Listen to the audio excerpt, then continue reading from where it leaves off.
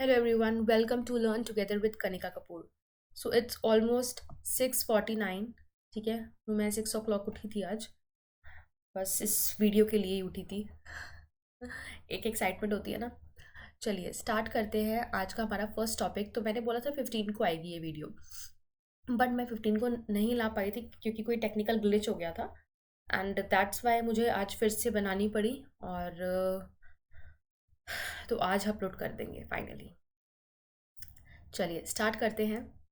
आज का हमारा जो फर्स्ट टॉपिक रहेगा वो है सेंटेंसेस। तो सेंटेंसेस क्या होते हैं, चलिए अब पहले आप मुझे ये बताइए। डेफिनेशन तो अभी नहीं पढ़ेंगे, पहले हम ये देखिए ध्यान से, जो जो मैं लिख रही हूँ ना उस पर ध्यान से ध्यान देना है, फोकस करना है। ठीक है। रिया अ गर्ल इज, ये अभी सिर्फ वर्ड्स हैं, इनको प्रॉपरली अरेंज नहीं करा गया। जब मैं प्रॉपरली अरेंज कर दूंगी तो ये एक सेंटेंस फॉर्म करेंगे। जैसे मैंने लिखा रिया is a girl. So it is forming a sentence now.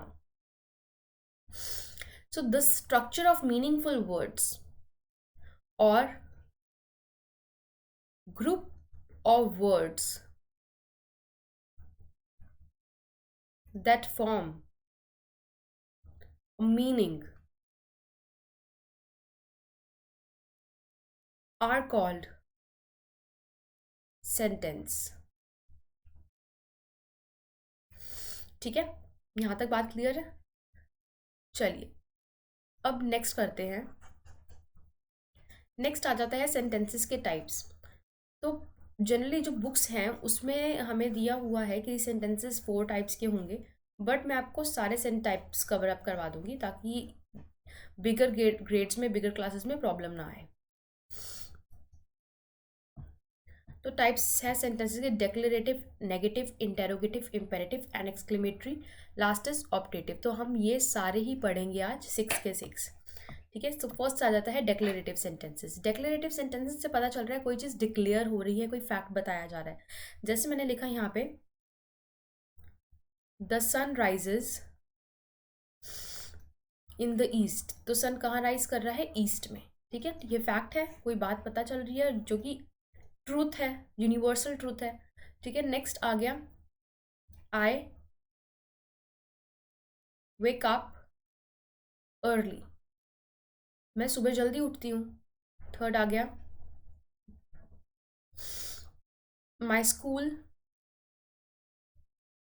opens at 7 a.m. This is again declarative sentence.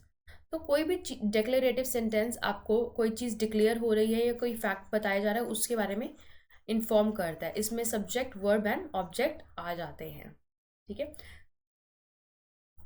अब नेक्स्ट हमारा जो सेंटेंस आता है, जस्ट वेट, नेक्स्ट हमारा सेंटेंस आता है नेगेटिव सेंटेंस। नेगेटिव सेंटेंस से पहले से ही पता चल रहा है कि कोई नेगेटिव, मतलब सेंटेंस में कोई नेगेटिव चीज़ होगी। जैसे कि अगर कोई स्टेटमेंट करेक्ट नहीं है, नॉट करेक्ट है, तो वो एक नेगेटिव सेंटेंस है, या इनकरेक्ट है, वो अगेन एक नेगेटिव सेंटेंस है। ठीक है। जैसे I am not playing here, तो इन सेंटेंसेस में नॉट का यूज होता है। She won't complete her work, वो अपना वर्क नहीं कंप्लीट करेगी। नाउ अब सब्जेक्ट में ना ये प्रेजेंट टेंस में एक चीज़ ध्यान देनी पड़ेगी और पास्ट टेंस में भी एक चीज़, इसमें एक चेंज आता है। सब्जेक्ट वही रहेगा दोनों जगह पे, वर्ब वही रहेगा दोनों जगह पे। ठीक है। ऑब्जेक्ट वही रहेगा दोनों जगह पे। चेंज क्या होगा? चेंज सिर्फ इसमें आएगा, डू नॉट, डज नॉट में एंड डिड नॉट में। पास्ट टेंस में डिड लग जाता है। ठीक है। अगर आपने डिड के साथ वर्ब की सेकंड फॉर्म लगा दी, कुछ बच्चे करते हैं डिड के साथ सेकंड फॉर्म लगा देते हैं, लिख देते हैं I did not completed my work. ठीक है, तो ये रॉन्ग हो जाता है। आपको लिखना होता है I did not complete my work, complete my work. अगर आपने इसके साथ सेकेंड फॉर्म लगा दी, आपका सेंटेंस वहीं पे गलत, बिकॉज डिड अपने आप में ही एक पास्ट टेंस है। एंड डू एंड डज आपको पता होगा किसके साथ आता है ना? ही, शी, इट के साथ हम लगाते हैं डज, ठीक है, वी, दे,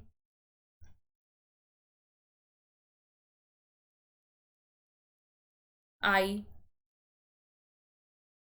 यू के साथ लगता है डू, ठीक है। चलिए, तो यहाँ तक बात समझ आई, नेगेटिव सेंटेंसेस समझ आए। एक बार एग्जाम्पल भी देख लेते हैं नेगेटिव सेंटेंसेस के।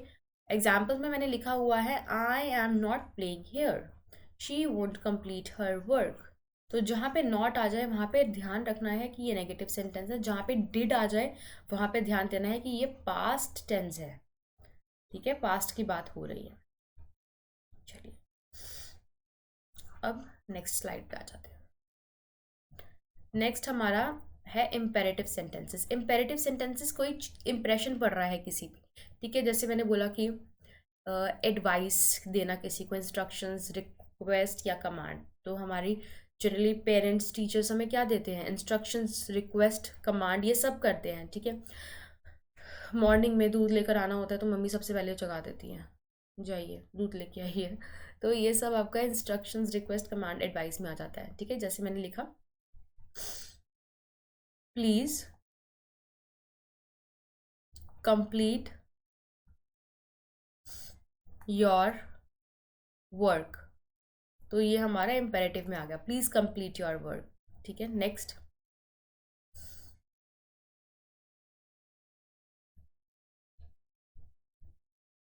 Minute, please complete my work,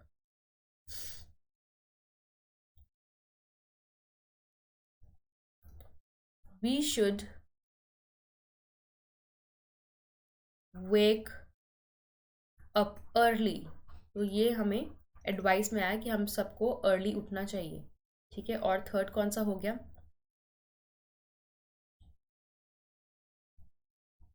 kindly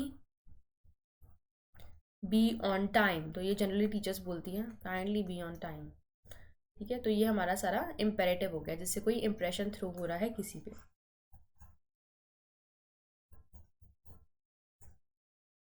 चलिए,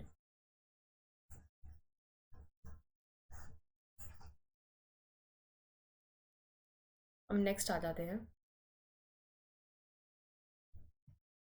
नेक्स्ट हमारा इंटेरोगेटिव सेंटेंसेस।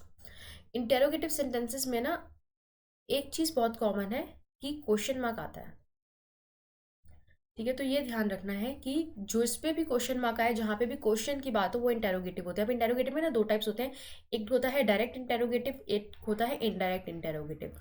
डायरेक्ट में टू टाइप्स होते हैं, simple interrogative and question tag. तो सिंपल इंटेरोगेटिव में तो नॉर्मली बात हो रही होती है, ठीक है, और क्वेश्चन टैग में WH आ जाता है, ठीक है। सिंपल में क्या हो रहा होता है, सिंपल में बोलते हैं आर यू ईटिंग। सिंपल वो इंटेरोगेटिव सेंटेंसेस होते हैं जिसमें आंसर जो आएगा ना वो येस या नो की फॉर्म में ही आएगा। जैसे आर यू ईटिंग तो मैं बोलूँगी येस, नहीं खा रही होंगी तो मैं बोलूँगी नो, ठीक है। Then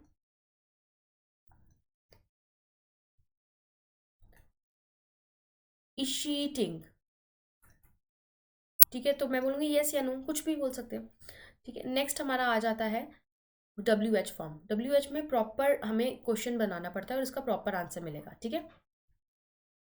where are you going, where are you going, तो इसमें हमें पूछ लिया वेयर आर यू गोइंग, या तो मैं इसमें बोलूँगी I am going to school, I am going to market, कुछ भी, ठीक है।